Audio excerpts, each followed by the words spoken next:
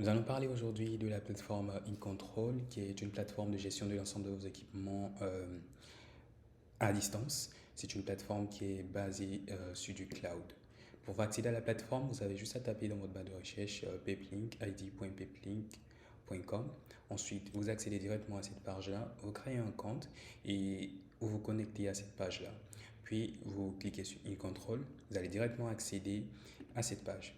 Alors, c'est comme ça la plateforme se présente. Donc là, vous pouvez customiser ça. Donc vous avez le logo de votre entreprise. Ensuite, vous avez la couleur orange qui désigne que vous êtes au niveau de l'organisation. Et tout en bas, vous avez un résumé assez rapide des différents appareils que vous avez, donc qui sont en ligne, qui sont offline. Donc vous avez la totalité. Et là, vous avez une liste normalement de vos ensembles de groupes. Alors il n'y a pas de restriction au niveau de la création des groupes. Et vous aurez la possibilité de rajouter certaines personnes dans votre groupe qui vont pouvoir effectuer aussi des modifications. Donc vous allez les assigner certaines tâches. Donc là, présentement, moi j'ai créé un groupe, voilà, qui est là. Et tout en bas, vous avez la localisation. Donc sur ce, accédons directement à ce groupe-là pour voir à quoi il ressemble. Et lorsque vous entrez directement dans le groupe, vous voyez que la couleur passe de la couleur orange à une couleur jaune, ce qui désigne que présentement vous êtes au niveau du groupe. Vous avez l'ensemble de vos appareils qui sont listés là, et même quand ils ne sont pas en ligne. Alors, si vous avez activé le GPS, vous allez voir que tout à fait en bas, vous avez la localisation de votre appareil. Et ici, vous avez configuré InTouch, qui est une technologie de chez Peplink qui permet de pouvoir configurer d'autres équipements. Vous allez voir là que vous avez votre appareil qui s'affiche juste là. En ce qui concerne les différentes configurations, vous allez pouvoir effectuer la majorité de vos configurations au niveau du groupe. Donc là, par exemple, vous allez pouvoir créer des templates donc, qui vont s'appliquer sur l'ensemble de vos groupes, donc, que ce soit des balances séries ou des max séries.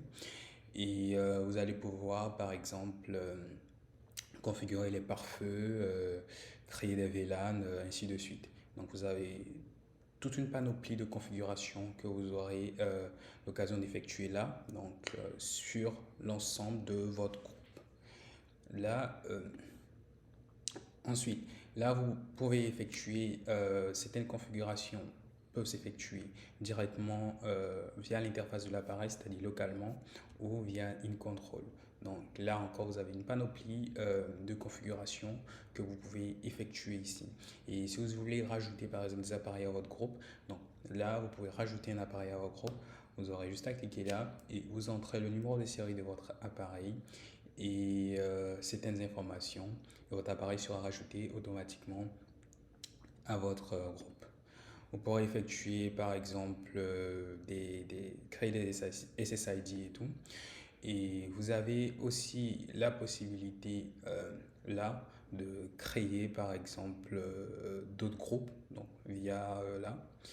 Vous rentrez directement dans Organisation Setting et vous créez un autre groupe. Donc, vous pouvez créer autant de groupes que vous voulez. Vous pouvez créer d'autres organisations. Là, vous pouvez créer d'autres organisations. Ensuite, vous avez la liste de vos organisations qui vont apparaître là. Sur ce, entrons directement dans l'interface de l'appareil pour voir à quoi il ressemble exactement. Donc là, une fois que vous accédez à cette page-là, vous pouvez voir pas mal d'informations sur votre appareil. Donc, notamment le nom de l'appareil, le numéro de série de l'appareil, l'adresse MAC, le modèle, ainsi de suite, le temps où il a été en ligne, le temps où il était en opération.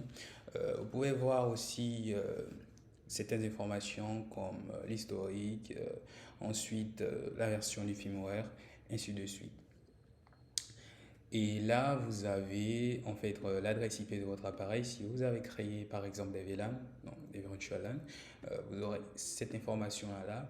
Donc les types de connexion que vous avez, donc cellulaire, WAN, euh, Starlink, ainsi de suite. Et là, vous pourrez avoir toutes les informations sur le type de réseau auquel vous êtes connecté. Ensuite, là, vous avez toutes ces informations, comme par exemple l'achat du CPU, la localisation, ainsi de suite. Vous aurez la possibilité d'accéder directement à l'interface de l'appareil via InControl. Donc vous avez juste à cliquer sur Remote Web Admin. Ensuite, vous accédez automatiquement à l'interface de l'appareil. Et donc c'est comme ça, l'interface locale de l'appareil se présente. Vous aurez la possibilité d'effectuer d'autres modifications donc assez spécifiques sur un appareil bien précis. Ensuite, vous pourrez voir par exemple le rapport de la qualité du réseau. Donc, voir notamment la latence, voir comment est-ce que le réseau est, donc la qualité. Pour voir, vous avez juste à cliquer là, vous accédez automatiquement. Et ce rapport permet de pouvoir voir pas mal d'informations. Donc, il parle de plus d'informations sur la latence, s'il y a eu des coupures au niveau du réseau. Vous pouvez choisir les différents types de connexions que vous avez, donc que ce soit cellulaire, WAN ou Wi-Fi. Et vous aurez automatiquement le graphique. Là, on voit que par exemple ma connexion Wi-Fi, donc là je suis connecté à un autre Wi-Fi, est beaucoup plus stable que par exemple ma connexion cellulaire où là présentement la latence est beaucoup plus élevée à certains endroits. Donc, vous avez aussi la possibilité de pouvoir ajouter certaines personnes, comme je le disais précédemment, à votre organisation. Donc, vous avez juste à rentrer dans les paramètres de l'organisation. Ensuite, vous rentrez là. Et là, vous avez la possibilité de rajouter plusieurs personnes à votre organisation, les assigner différentes responsabilités, niveau de responsabilité. Ça peut être des viewers qui peuvent uniquement voir les différents appareils qui sont dans votre groupe, mais qui ne peuvent pas effectuer certaines modifications ou le donner en tant qu'administrateur, ainsi de suite.